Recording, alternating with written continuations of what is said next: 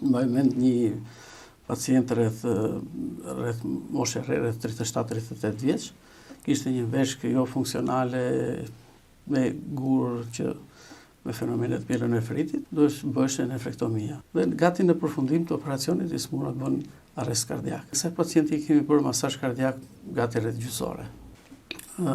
Arrim që të konvertohet, rikthehet ritmi i zemrës, fillon stabilizohen parametrat hemodinamik. Dalim nga operacioni për shkak të problemit të arrestit, normalisht do të detyrohemi të bëjmë doza më të larta antikoagulantesh dhe pas një ore në reanimacion shohim që e smura ka rrjedhje të rëndësishme nga dreni, që rrjedhje hematike shumë gjak, fillojmë marrim masat për drejton gjak. Dhe ajo që ishte veçori që na konstatuam që në momentet e para ishte që gjaku në qese nuk mund piksesh. Ti ndërpresim trajtimin me antikoagulant dhe në një farë mënyre arriti ta suportojë edhe këtë komplikacion, pra ishte komplikacioni i dytë në një kohë krejt të shkurtër. Dhe çuditërisht kjo paciente pas disa orësh bën një tjetër komplikacion, që tashmë nuk kishte lidhje me hemorragjin, por me piksin e gjakut.